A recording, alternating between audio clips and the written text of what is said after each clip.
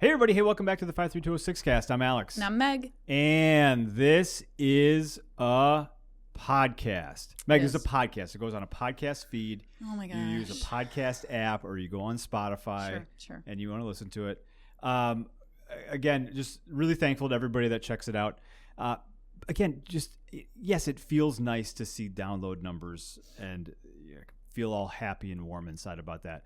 But it actually feels great because there's that to me says, this number of people care enough to take the time to listen to this, and that hopefully, some of the things that we talk about might help you have a better understanding of inner city neighborhoods, some of the dynamics at play. And just spur on this, we need to do more for social justice. We need to do more for equity. We need to do more to make the world fair for everyone. Yeah. And I would say, we or whoever, and it's anybody that has access, anybody that has, you can call it privilege if you want, but anybody that has the ability to go out and do something beyond just survive. Yeah. Because there's a whole neighborhood of people that survival is kind of what they're aspiring towards, and it doesn't have to be that way. No. And a whole bunch of us don't have that as our day-to-day mission in life. A lot of us have, we want this car or house, or there's all these other things that we, I don't know, what do people buy now? Lululemon pants? Is that? I hear they're very nice. Every time I go to Lululemon, it's so busy, and I'm like, I can't try anything on. This is too much. There's too many people here. Yeah, and nothing wrong with wanting to buy fancy pants. Yeah. Absolutely nothing wrong with it. But again, we're all aspiring towards, and if you are a person that can aspire towards fancy pants, that means that you're not in survival mode. Sure. And it's always important to remember that there are a ton of people in our cities, our states, our country, and the world. Yeah. Which, Meg, is super interesting. I've been thinking a lot about how, as a society, after George Floyd was murdered, there was a definite shift. You and I definitely felt people's attitudes changing towards race relations in our country. And because poverty and race are somewhat correlated currently, that, those two things are definitely more on people's minds. And it got me wondering, I heard the statistic that if you make $36,000 a year, you're in the top 10%, 5% of incomes in the world. Okay. And it really just made me think I wonder 100, 200 years from now, if some of these issues within our own local communities are figured out, well, then do we kind of branch off and say, there's a lot of people in a lot of countries that don't have access to the things that you and I have access to. And how do we sort of shift some of our thoughts towards, and our actions, because our actions come from our thoughts, towards people in different places. So I thought, hadn't thought much about that in a while. It's interesting. I hadn't thought that. I feel like there's a lot of work we can all be doing. Yeah, sure. Meg, today, on this podcast, so last week we were talking about how we bought a house. Yeah. Bought another one on our same block. Well, 9th Street, 9th Street. Yeah. So we share an alley with this house. Yeah, this house was owned at one point. Maybe I'll just run through the history. Do you want to run through the history? Yeah. So this house was owned by a lady that we call Tiffany. I don't know. Sometimes we just have names for people. Yeah. You meet them one time and then you don't talk to them or about them for 5 years. Yeah. And you just call them something. Yeah. Yeah. It wasn't actually her name, but Tiffany. We call her that. Yeah. We thought it was, I feel like it was something very similar. So I'm like, okay, that's pretty close. I'm not always the best at names. Sure. I feel like there's, oh my gosh. Yeah. Jeff on 9th Street. I've known Jeff for 15 years. For the first 10 years, I called him John. Yeah. His name's Jeff. I feel like I do that sometimes with people. So Tiffany, we're just going to call her Tiffany because that's what I call her. Very nice lady. Yeah. Like her a lot. She came to our door, again, about 10 years ago. Yeah. Asked us to buy our house. So you are required in most places to pay property taxes. City of Milwaukee is, like most places, collects property taxes. Property taxes in our neighborhood, especially at the time that she lived here. Yeah. I mean, less than $1,000 a year. And Tiffany's parents owned that house. So she really wanted it to stay you know, in the family. Yeah, she wanted it to stay within the family. She was a bus driver, and so she like school bus driver. So she had a job, and she, you know, she just wasn't paying her taxes, you know, for whatever reason. Well, you know, a lot of us who have bought houses will remember, or currently remember, that when you pay your mortgage, a part of being able to have a mortgage is that the mortgage company collects your property taxes and a lot of times pays your insurance too, I want to say. Yeah. But for sure collects your property taxes. I might be wrong about the insurance. It's been a long time since we had I remember when we tried to get insurance for one of our first houses, and they're like, we can't do that because your mortgage should pay for your insurance. And I was like, we're not getting a mortgage on this house. And they were like, then you're too late. I remember like it was really weird that like I was like, so we can't get. It was annoying. So we figured it out. You know, so she didn't have she didn't have a mortgage because her didn't parents have a mortgage because the house had been in the family for a long time. Already paid off. I'm assuming it had been gifted to her, or she, you know, when they passed, she got it. Yeah. And they actually owned 2 houses. Okay.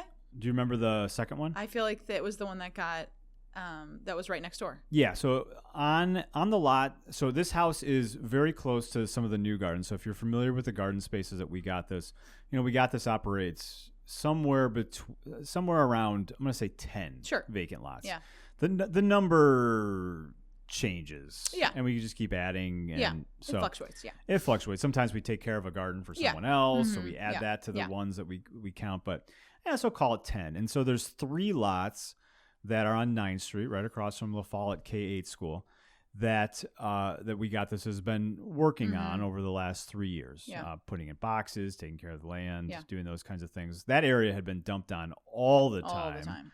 Yeah. And it still does a little bit, but it's much, much, much, much better because people that are dumping are still people, and people make decisions, and people tend to make the easiest possible decision. And it's always easier to dump your truckload of construction debris on a vacant house. You just feel better about it than on a garden, which is great. Yeah. So, but this house had been dumped on a lot. It's either this house or the one right next to it that has the giant hole in the roof. Yeah. That somebody backed up a dump truck, I think multiple times. A big blue dump truck. I remember this dump truck. And dumped an entire dump truck full, or multiple dump trucks full of dirt. Yeah, I saw them do that. Yeah. I went down and I was like, "What are you doing?" And they didn't have plates. Yeah. So I couldn't. Which is kind of crazy for a dump truck. Yeah. I would assume that you probably want those. So, you know, this house.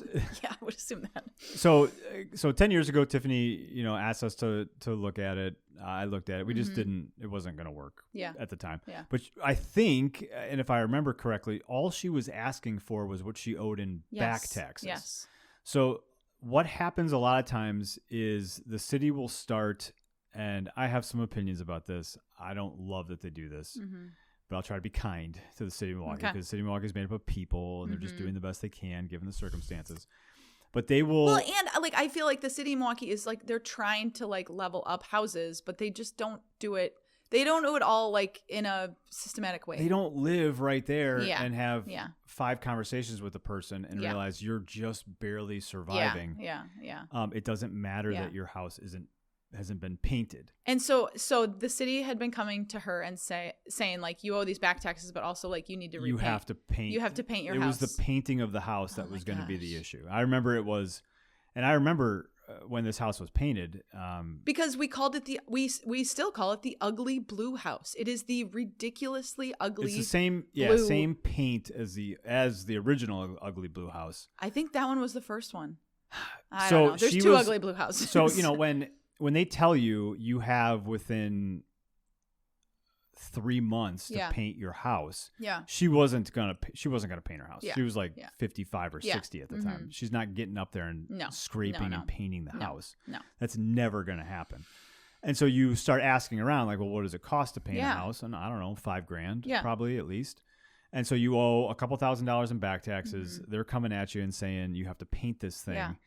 You are barely surviving because you're a school bus driver. You're scared that someone's just going to take your house. 5 hours a day, 173 days a year.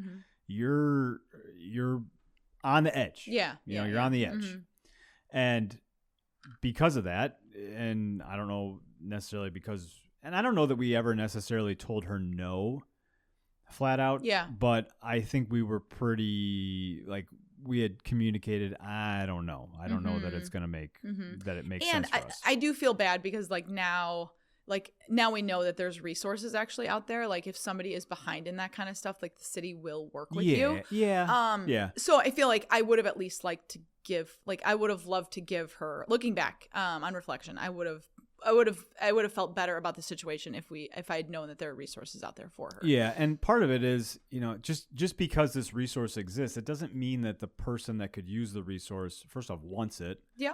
Or feels confident enough to go and acquire the resource. Yeah. It's hard. Well, and I feel like at the end of the day, like, is it easy? Like, it might just be easier just to sell your house to somebody who is offering you cash. Yeah, and so that's eventually what happened. Is they didn't even offer her cash. They just said, "We'll take care of everything." Well, so in this experience, she got nothing for it. Yeah, in this experience, and that's one of the points I want to talk about in a couple of minutes here. When you go to buy a house, many of us have bought a house with a realtor. Yeah. You get a realtor, the buyer, the seller has a realtor.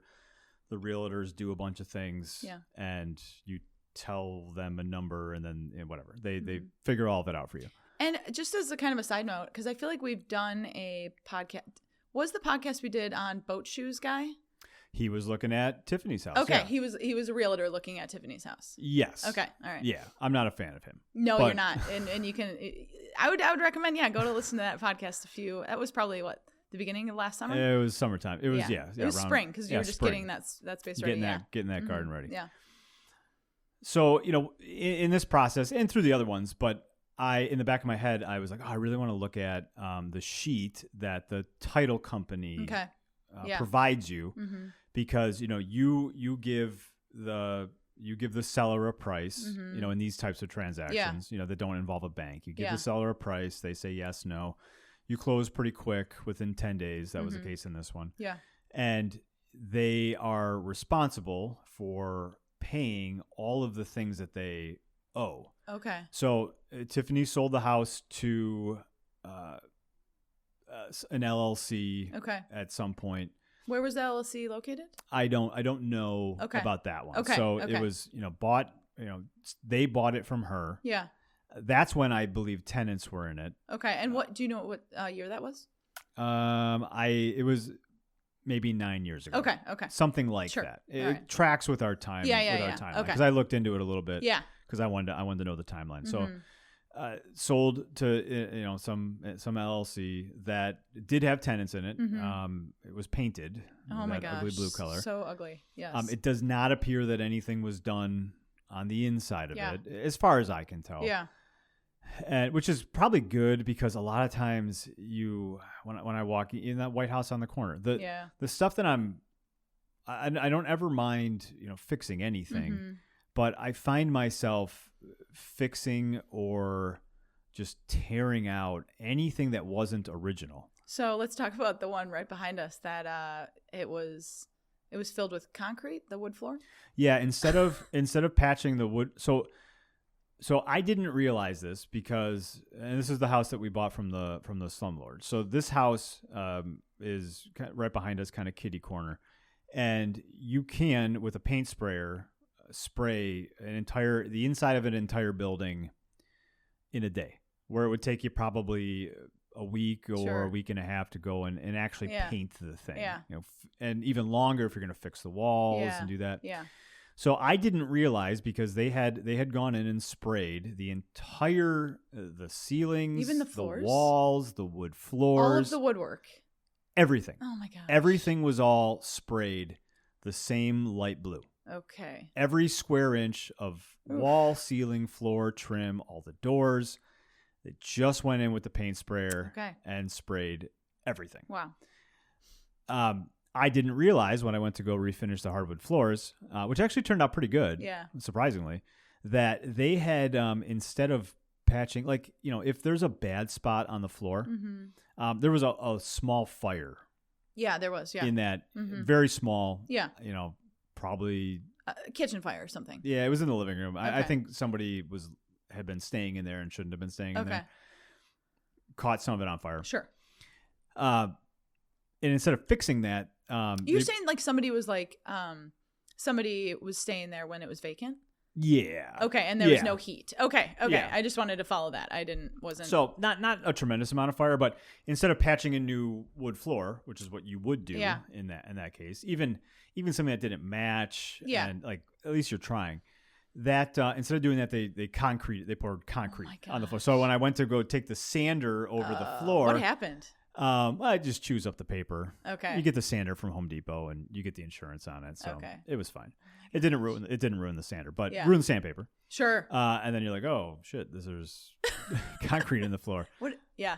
So then you chisel it out and you patch in floor. But that must have taken a while. So so it doesn't even things like, nothing has basically been done to this building. So that LLC sold it to a couple that has a residence in Georgia. Okay. So their mailing address is a town in Georgia. Okay.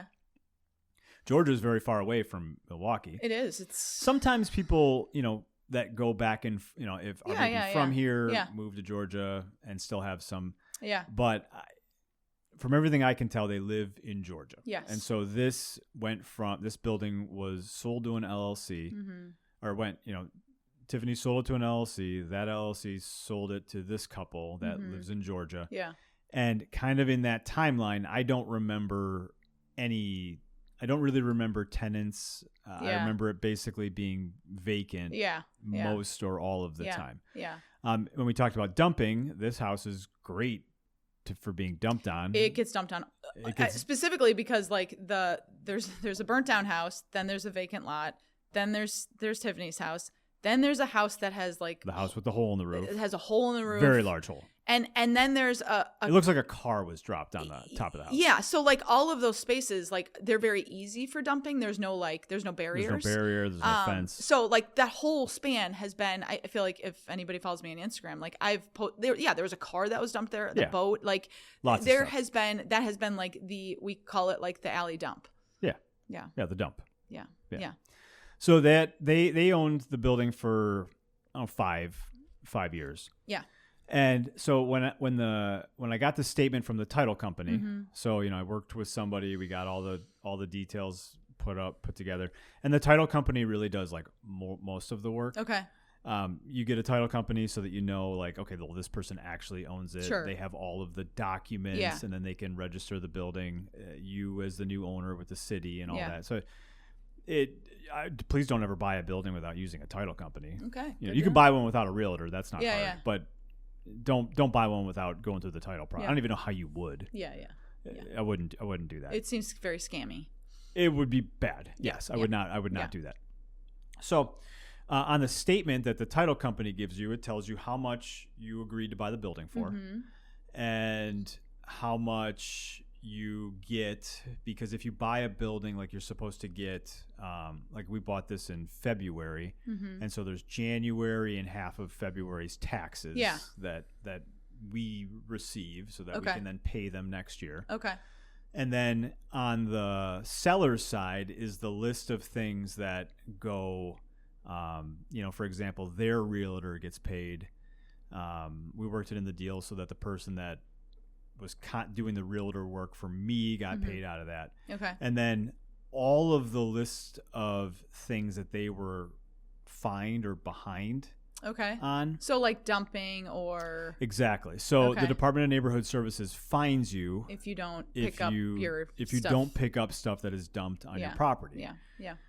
I feel like you can probably work with somebody, like if you're getting hammered with stuff and you live there and like nobody wants garbage dump, like then you got to go take it to the dump or you move it to the next empty lot or whatever. But they were getting dumped on constantly. They didn't live in the state as far as I can tell, and so it's not like they were coming over and cutting the grass. And so by June, the grass is... Oh my gosh, I was, to be honest, waist high. When I would walk over there, I'd be like, all right, I hope there's not like a raccoon. Oh, they're probably, all sorts of But I was stuff. like, I just didn't want it to like jump out at me. Yeah, get you. So there was a massive amount of money. Oh, really? That was backed up and had been backing up over those 5 years. Yeah. So you have somebody that lives out of state. I don't know what they bought it for. I didn't look. Okay. And I think I can probably figure that out. But, they bought this building because they saw, I can buy a building for $20,000 or $30,000. Yeah. And they don't take into account, well, how much work and responsibility is it to own a building in a neighborhood? Yeah. It's not like you just own this thing and there's nothing else going on around you. Yeah. And if you want your asset to depreciate and just sit there and rot, then you can. Yeah. But that also impacts all the other people that live there. Yeah. Yeah. And our alley won't get dumped on as much as soon as I put a fence up in the back of there. And mow the lawn. Put a real or fake camera back there. Yeah. You can do some pretty. But if you live 800 miles away, you're probably not going to come up just to cut the grass. Yeah. And if you are getting hammered on all these things and it snowballs and you're just trying to get out of the building, you're probably not going to put that much into it. So all in all, they got roughly, they're going to walk away with 20% of after all of the fines that they paid. Okay. Because when you buy a building, I'm not responsible for your back taxes. Yeah. I can, and this goes back to the story we were talking about with Tiffany, let's say that she owed $15,000 in back taxes. If she sells the building for $15,000, it just wipes away the back taxes. Yeah. So, the buyer writes a check for $15,000. That check or money gets wired to the title company. Yeah. And then the title company disperses the funds not to Tiffany. They do it to the city. And I think that's something that we've seen within our community is a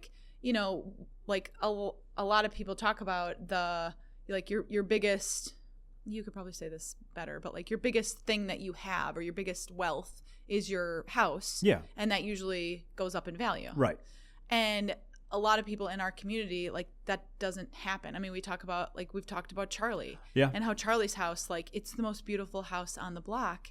And I don't know that it appreciated to market value. It definitely didn't appreciate to market value. Right.